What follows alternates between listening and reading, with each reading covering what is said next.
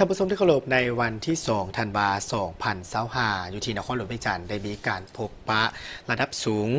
ระหว่างพรรคประชาชนปฏิวัติลาวและพรรคคอมมิวนิสต์เวียดนามโดยการเป็นประธานร่วมของสหายทองลุนศรีสุฤทธิ์เลขาธิการใหญ่คณะบริหารงานศูนย์กลางพรรคประชาชนปฏิวัติลาวและสหายโตเลิมเลขาธิการใหญ่คณะบริหารงานศูนย์กลางพรรคคอมมิวนิสต์เวียดนามซึ่งเป็นการเพิ่มทวีสายพันธมิตรภาพแบบพิเศษลาวเวียดนามให้ก้าวเข้าสู่ระดับใหม่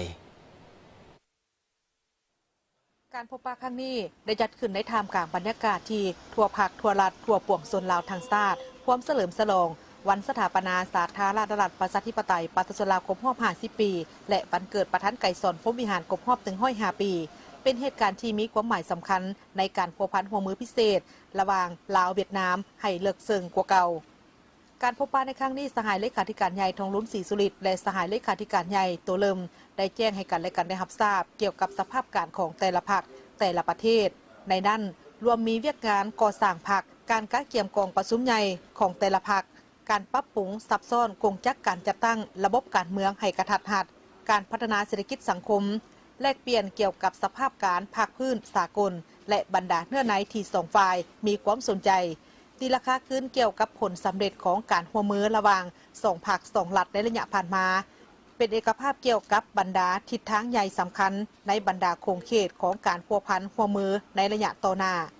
การนำสองพรรคได้แสดงความปิติยินดีและตีราคาสูงเกี่ยวกับการพัวพันหัวมือลาวเวียดนามให้นับมือนับได้รับการพัฒนาก้าวเข้าสู่ล่วงเลิกในทุกโครงเขตในนั้นการพัวพันทางด้านการเมืองนับมือนับสนิทแน่นความไม่เนื้อเสื่อใจยุทธศาสตร์สืบต่อได้รับการเพิ่มทวียืนยันบทบาทการเป็นแกนกลางในการกำหนดทิศทางรวมให้แก่การพัวพันระหว่างสองประเทศการร่วมมือทางด้านป้องกันชาติป้องกันความสงบและการต่างประเทศนับมือนับสนิทแน่นบรรลุผลสำเร็จได้อย่างแท้จริงและนับมือนับมีประสิทธิผลยืนยันการเป็นเสาค้ำสำคัญในการพัวพันลาวเวียดนามการร่วมมือทางด้านเศรษฐกิจการค้าการลงทุนได้รับการเอาใจใส่สุขยู่และมีการหันเปลี่ยนอย่างตั้งหน้านับมือนับได้รับการยกสูงทางด้านคุณภาพและบรรลุผลสำเร็จอย่างน่าพึงพอใจบางโครงการยุทธศาสตร์ได้รับการสุ่มใส่จัดตั้งปฏิบัติแก้ไขข้อยุ่งยากสร้างบาดก้าวบุกทะลุในการหัวมือทางด้านวัฒนธรรมการศึกษาวิทยาศาสตร์เทคนิคและบรรดาโครงเขตอื่นๆสืบต่อได้รับความเอาใจใส่สุขยู่และบรรลุผลสำเร็จอย่างตั้งหน้าการหัวมือระหว่างบรรดาคณะของศูนย์กลางพรรคกระทรวงขนงการของรัฐบาลบรรดาองค์การของสภาแห่งชาติแนวโฮมบรรดาองค์การจัดตั้งมหาชนและท้องถิ่นต่างๆสืบต่อได้รับการยุกแหงและเสริมขยายนับมือนับหลายขึ้นกว่าเก่าสหายเลขาธิการใหญ่ทั้งสองยังได้สมเสยต่อบรรดาผลสำเร็จสำคัญและรอบด้านของประชาชนสองชาติญาติบาได้ในภารกิจสร้างสาพัฒนาประเทศชาติและเปลี่ยนแปลงใหม่